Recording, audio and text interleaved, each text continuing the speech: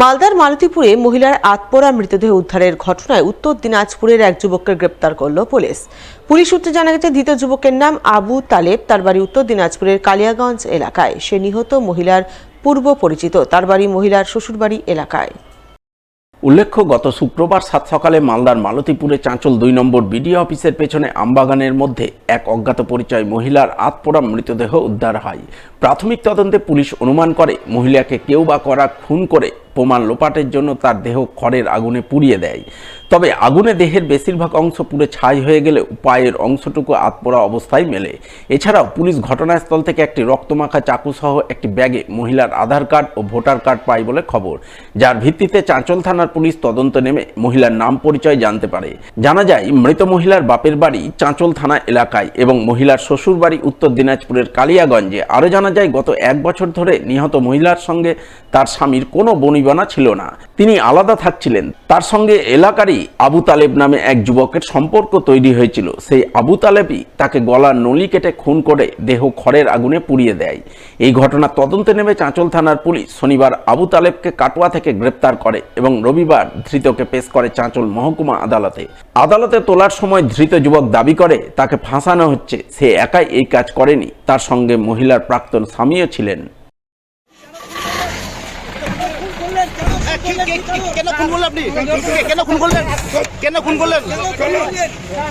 খুন কেন করলেন আপনি? আপনি খুন করেছেন? ওর সাথে করেছি স্যার। স্বামী জড়িত? মালদার হবিবপুর ব্লকের ভারত বাংলাদেশ সীমান্ত এলাকা থেকে উদ্ধার একাধিক মোবাইল, নগদ টাকা সহ প্রচুর পরিমাণ বিদেশি মদ। ঘটনায় চাঞ্চল্য হবিবপুর ব্লকের শ্রীরামপুর অঞ্চলের কলাইবাড়ি এলাকায়। জানা গেছে, শনিবার দুপুর নাগাদ বিএসএফ গোপন সূত্রে খবর পেয়ে কলাইবাড়ি এলাকার দীপঙ্কর মণ্ডল নামে এক ব্যক্তির বাড়িতে হঠাৎ করেই অভিযান চালায়। দুপুর থেকে সন্ধ্যা পর্যন্ত ওই বাড়িতে তন্ন করে তল্লাশি অভিযান চালিয়ে 25টি মোবাইল, 20টি দেশি মদের বোতল এবং নগদ 50,000 টাকা উদ্ধার করে। যদিও এই ঘটনায় বাড়ি মালিক দীপঙ্কর মণ্ডলকে ধরতে পারেনি। বিএসএফ আসার আগেই সে চম্পট দেয়। তবে তার বাড়ি থেকে উদ্ধার হওয়া সমস্ত সামগ্রী বিএসএফের তরফে তুলে দেওয়া হয় হবিবপুর থানার পুলিশের হাতে।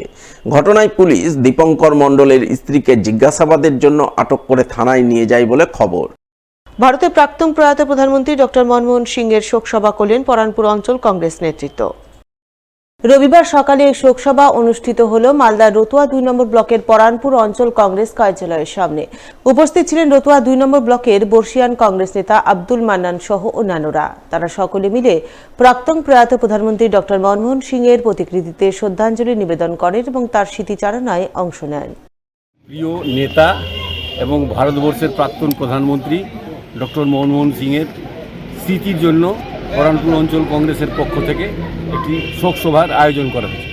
আমরা এই শোকসভা থেকে বিশেষ করে কংগ্রেস দলকে বার্তা দিতে চাই, ভারতবর্ষের মানুষকে বার্তা দিতে চাই যে উনি যে ধরনের অর্থনীতিবিদ ছিলেন এবং ভারতবর্ষের বা পৃথিবীতে যে উনার অর্থনীতিকরণ এটা যে উনি ছড়িয়ে দিয়েছিলেন, আমরা চাই উনার আত্মার শান্তি, উনার পরিবারের প্রতি সমবেদনা এবং আগামীতে আমরা এই অনুষ্ঠান আরও করব এবং সমস্ত ধর্মের মানুষকে নিয়ে, পুরোহিতদেরকে নিয়ে আমরা উনার এই স্মৃতিচারণ করব।